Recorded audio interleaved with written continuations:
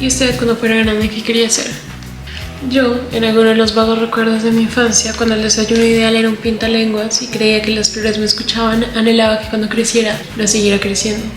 Es decir, soñaba llegar a los 19 años o algún número con 2 dígitos que empezara con 1 y quedarme allí, no envejecer, no crecer, quedarme en lo que parecía ser el mejor momento de la vida, de la no vida. Y en ese instante eterno el que me atraparía sorber la sangre de algún pobre mortal que parecería benditamente perder la vida bajo mi albura. Si bien recuerdo, en ese momento no entendía muy bien la vida, ni el por qué ser una mujer pálida con pelo largo que nunca envejece parecía el plan de una vida ideal.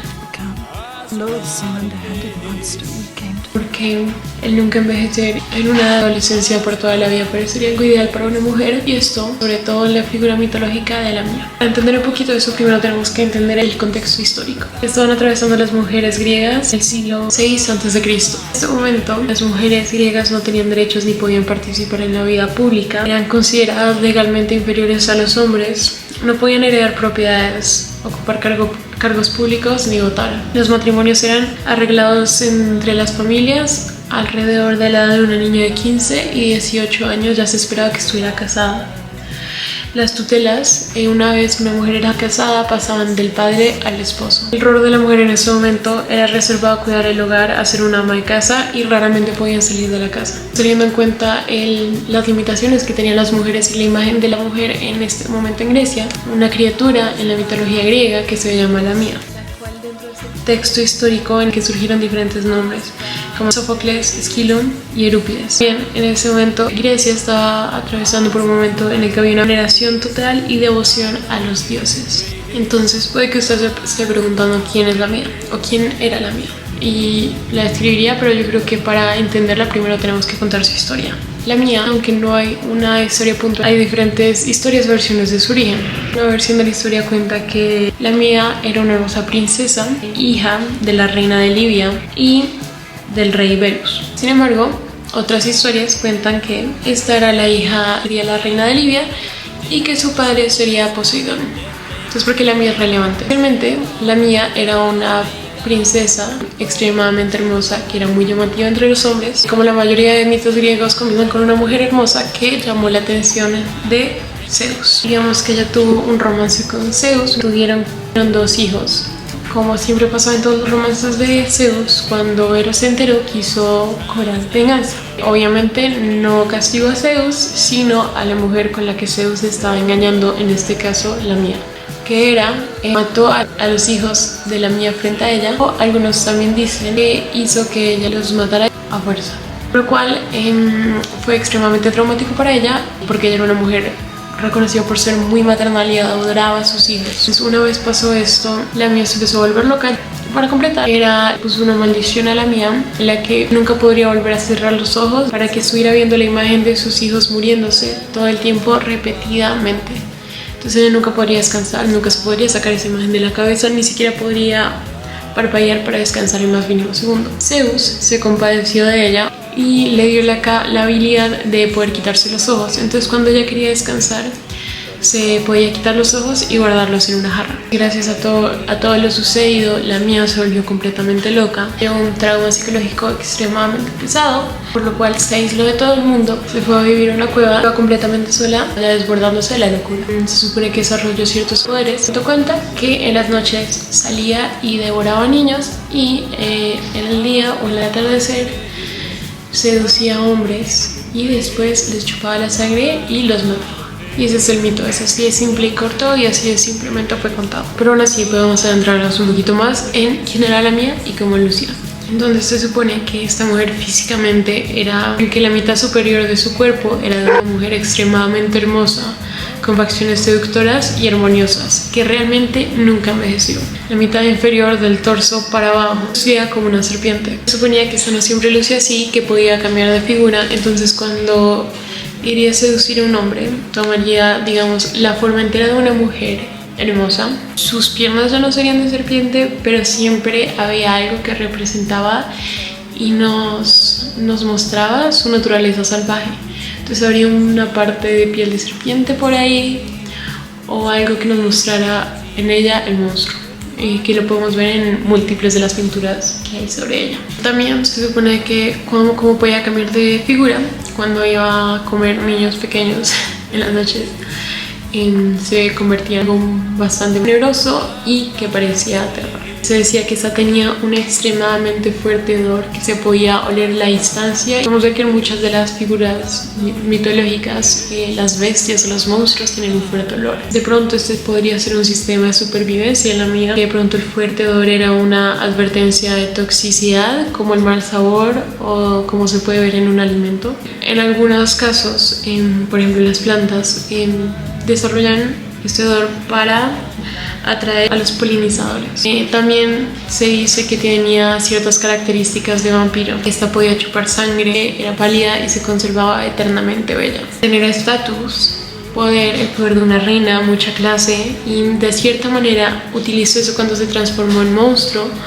porque mezclaba el horror con la seducción, y esto era algo realmente fascinante para los hombres, como contaban en las historias, ya que hay algo atractivo en el miedo y en el riesgo. Muchas de las personas consideran que esta mujer que iba por las tardes seduciendo a los jóvenes o a los hombres que se escapaban de su casa y de su esposa, esta imagen de una mujer que le robaba a las otras mujeres, que se alimentaba de los hombres que eran de otras. Es una imagen que yo siento que se congelaba en el tiempo, ya que lo hemos repetidamente en diferentes referencias cinematográficas.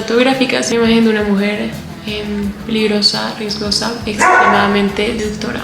Yo creo que una de las mayores preguntas de por qué existen ciertos mitos o ciertos monstruos fue por qué fueron creados o por qué empezaron a contarlos. La mía, inicialmente el propósito era aterrar a los niños para que no le hicieran caso a mujeres extrañas o personas que eran externas. Si encontraban un dulce canto fuera de su casa, que no se asomaran y no se salieran y le harían caso a alguien que no conocieran.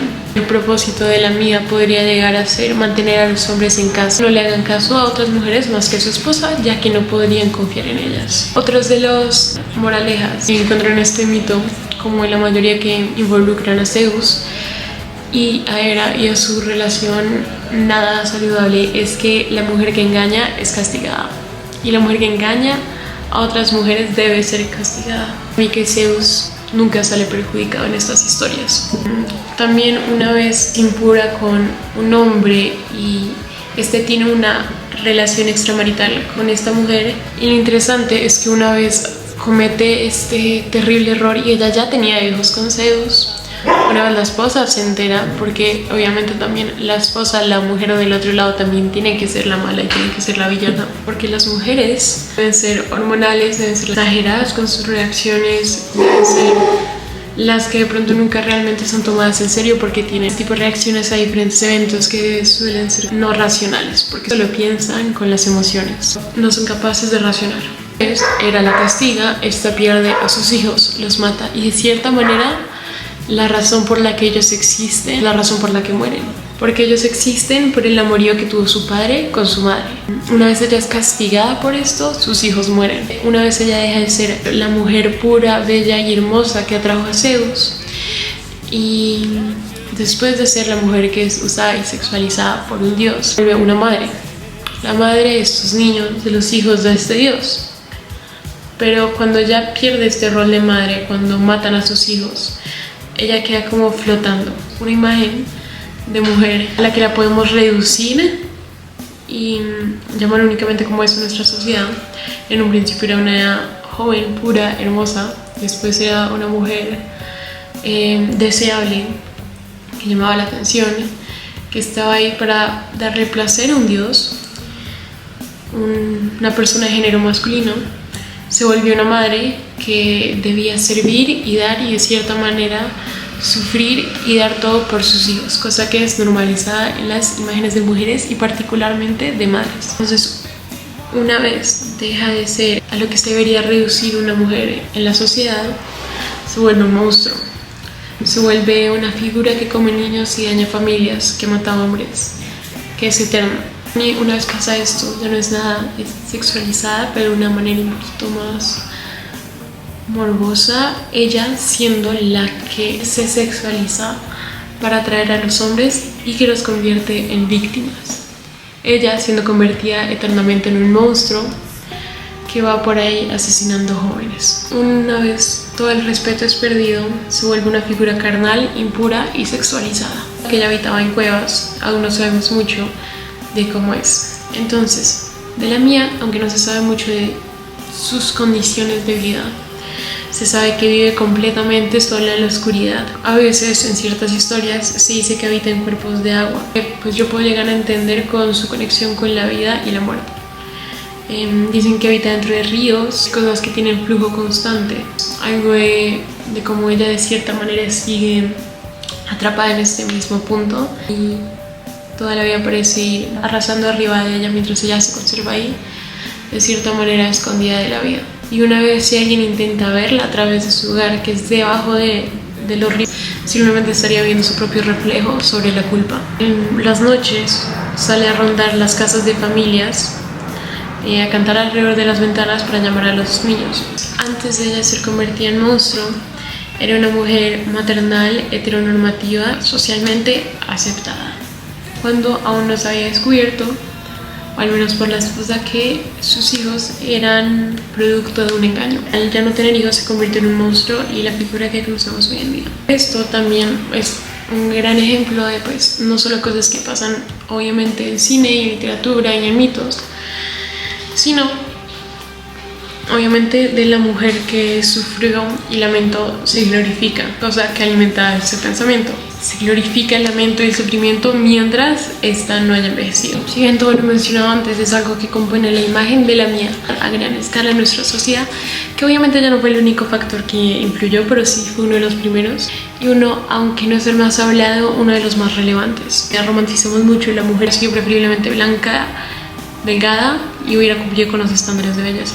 Ejemplos que se me ocurren serían Lady Di, Amy Winehouse, Janis Joplin, Marilyn Monroe, mujeres que fueron adoradas y siguen siendo adoradas y sexualizadas hoy en día, llenas de discurso de lamento, adoradas y aún explotadas por su imagen, por algo que realmente no eran. Por ejemplo, Marilyn Monroe, que crearon una imagen de sexualizado a un personaje y lo siguen haciendo hoy en día y lo siguen explotando hoy en día y le siguen sacando dinero a esta mujer a la que la industria y nosotros como sociedad le fallamos repetidas veces y se sigue haciendo, y glorifican su tragedia y no realmente por quiénes eran y por lo que habían logrado.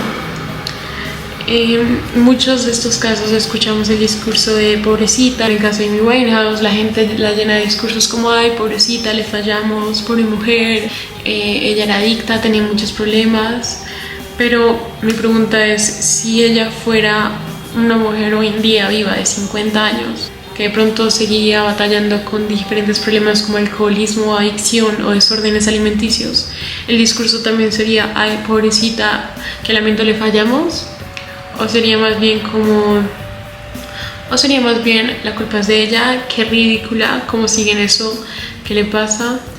Esta culpa de la gente no sentiría ni pesar ni lamento por ella, sería más vista como una burla, un chiste, o simplemente la gente la miraría de una manera muy negativa y ya no existiría compasión alguna sobre lo que ella vivía y por lo que estaba atravesando. De romantizar esta vida dura, sufrida, y estarían romantizando su vida dura y sufrida, o estarían juzgando como envejeció, que es súper irresponsable por consumir, si subió o bajó de peso, y estaría en el principio de varias revistas o noticias amarillistas. Si le cambió el cuerpo por el esperado embarazo, que si no hubiera estado embarazada hubieran empezado a criticarla. Una de las cosas más importantes de la mía, que yo considero muy relevantes hoy en día en los artes de hoy en día, fue su influencia en los vampiros. Las mujeres que no pueden ser madres, el lamento, la seducción y de cierta manera la falta de humanidad una vez esto sucede. Uno de los ejemplos que más me acordaría a la mía sería Lucy Westenra en Drácula de Francis Ford Coppola. Leave these others, come to me. My arms are hungry for you, my darling. Kiss me and caress me, my darling husband, please. Estas mujeres son deseadas y las reducimos a este plano en diferentes piezas cinematográficas, como estas mujeres tienden a ser liberadas sexualmente, y es algo que de cierta manera saben manejar a los hombres, saben manipularlos, y es este miedo a que una mujer puede llegar a tener poder sobre un hombre, con todo lo mencionado previamente, convirtiéndola en un monstruo que debe ser temido por la sociedad. Uno de los fragmentos que más me acuerda a esto, particularmente en el caso de Ophelia, había una frase que en algún momento dijo Edgar Allan Poe: "The death of a beautiful woman is unquestionably the most poetical topic in the world." Creo que la frase se explica por sí sola. Eso es un poquito de por qué es relevante hoy en día, porque de pronto la imagen que crearon de esta mujer nos sigue afectando como sociedad, el grave impacto que se tuvo